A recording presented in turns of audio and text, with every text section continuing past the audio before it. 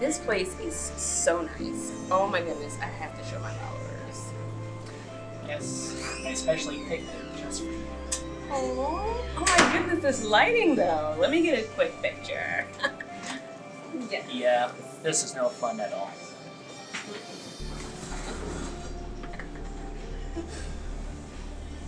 Social media, today's newest pandemic. With such a vast array of methods to connect digitally, there are bound to be some consequences, right? In this documentary, we will explore the effects of social media and its impact on society. In regards to social media, the impact that it has on our society, positive, is it's allowed people to express themselves. Expression is everything. If you have an opinion, express it. It's a part of us and who we are, our identity, to be known by others. It's social media positively is a venue where we can communicate with one another, where families can come together from different aspects, different walks of life, and we can expand our horizons. So it is positive.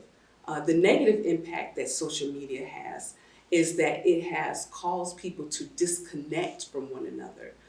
That once community that we've had where it was a village raising the children is now being raised by social media. You know, it's a way where people can express themselves negatively. According to DoSomething.org, 37% of those between 12 and 17 have been bullied online. Girls are more likely than boys to be both victims and perpetrators of cyberbullying. I've been on both sides of the equation for cyberbullying. I have cyberbullied and I've been the victim of cyberbullying. When you were the victim of cyberbullying, how did that make you feel? Being a victim of cyberbullying is no fun, as bullying is no fun. And when you're being bullied online, it's even worse because you don't know exactly what that person is feeling. They could be having a good time for all you know, and maybe be bullying you or putting you in the wrong direction. Describe a time in social media for you personally where you cyberbullied, and what were the effects of that?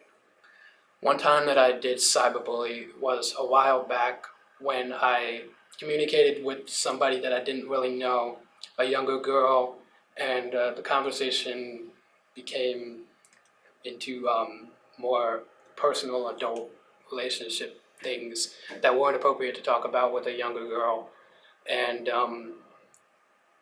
personally that gave me a reason to quit social media for a while, kind of recuperate and take a step back and think, what's the right thing to do? And when I rejoined social media, I figured I'm going to use this effectively and use it to a good advantage.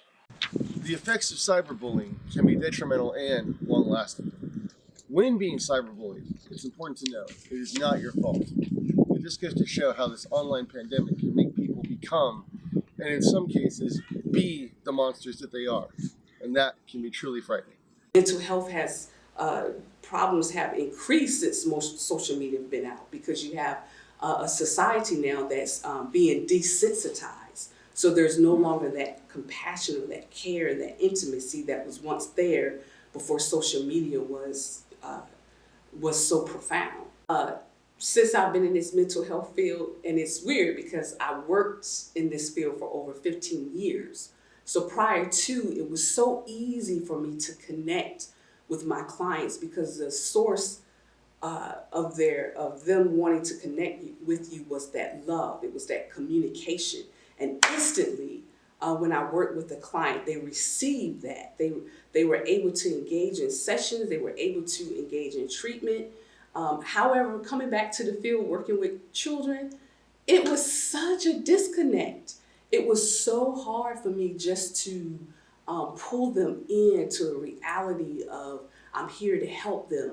I couldn't even have a session without several of my clients wanting to have their phones present. There was no longer direct eye contact. It was them looking at their phone the entire time, checking in to see who sent the text, who posted the last picture, and it was so hard for me to engage them.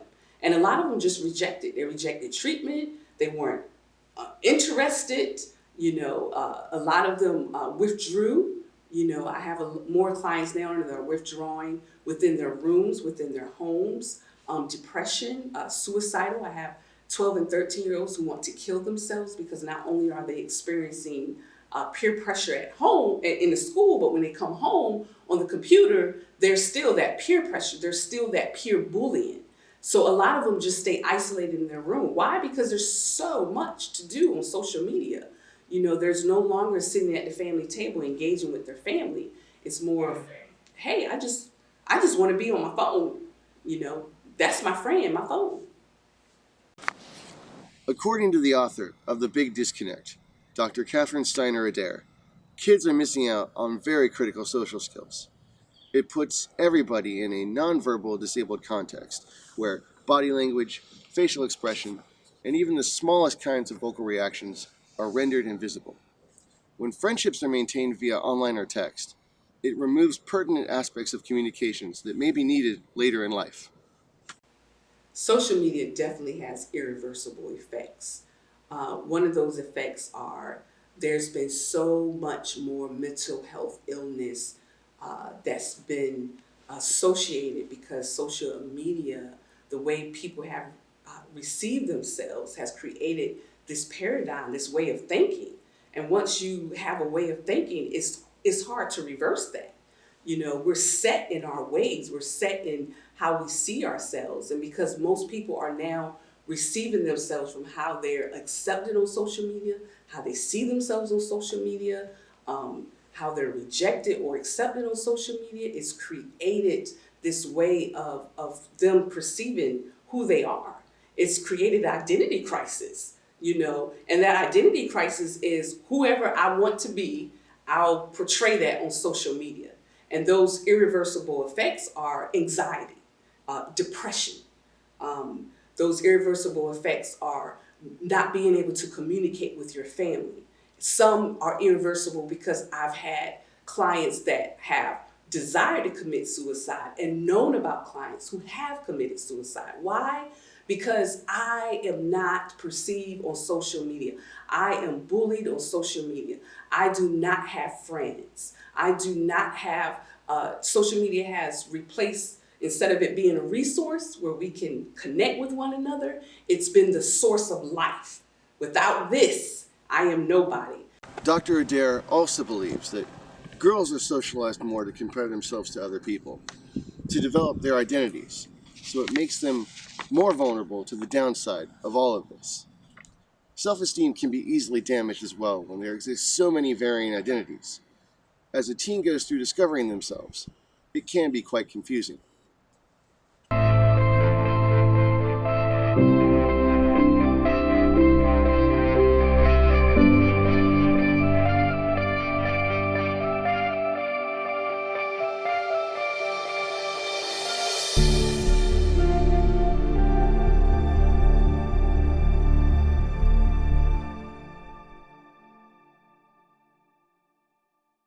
Hi, my name is Deborah Starr. My experience recently is with my grandson. I adopted him 5 years ago, been in his life his whole life, but he's been mine for the last 5 years, and he's in high school. But he's not a social media type person. However, him and his friends were gaming, and they were talking back and forth like boys do. I'm going to kick your butt. I'm going to do this, I'm going to do that. And one of the boys sent a picture of himself holding a paint gun to Nathan, talking, I'm going to kill you, all in the game theme.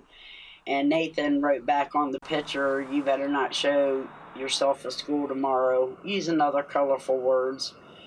And it posted on the Snapchat board, wall, or whatever you call it.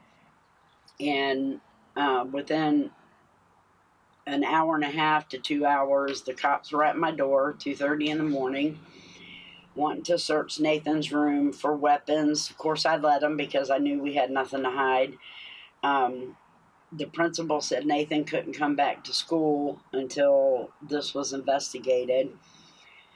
He was in his 11th year of school, so I was worried about that. They searched his room. Nathan was real cooperative. They asked him a bunch of questions like how this started, why did he post that. He told him it was an accident. He meant it to go to his friend that he was talking to. They were here for a good couple hours. They left, told me and Nathan couldn't go back to school. We went to the school the next day. They had the police, the principal, the counselor, some of the teachers, social workers there. They told me they were recommending him be expelled for a terrorist threat. That's what they were charging him with. They read him his rights. I didn't know what to think because I understood the school's point. You know, they wanted to make sure the other students were safe. But I knew Nathan. Nathan is a drama-free kid. He was guilty of playing a game, talking smack with the guys. And they were recommending him be expelled, 12 months in TDH, all kind of stuff. What's TDH? Tidewater Detention Center for kids, 12 months because he was 16. Everything they were saying was horrible. I was like, oh my God. And so after they talked to Nathan, Nathan was very forthcoming, very polite, which he is a polite kid for his age. When we were leaving, they told us to wait to hear from them, that when they called me, I had to bring him down to the Chesapeake police station. When we left, the officer called me to the side and told me Nathan was a very polite child. He didn't try to divert the trouble to anything or anybody else. He was very cooperative. He didn't talk in slang. He was very polite. So he was going to offer him or try to see if he can get him into some divergent program, but he couldn't guarantee it. I was praying for that, though I didn't tell Nathan because I wanted Nathan to suffer a little bit. I wanted him to worry, even if it was an accident.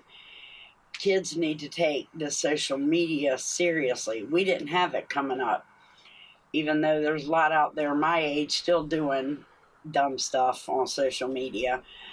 2 weeks later, they called me and offered him the Divergent program where he would go for 2 months on probation, go to social media classes at the courthouse, and then he had to write a 2,000-word essay, which he completed all of it.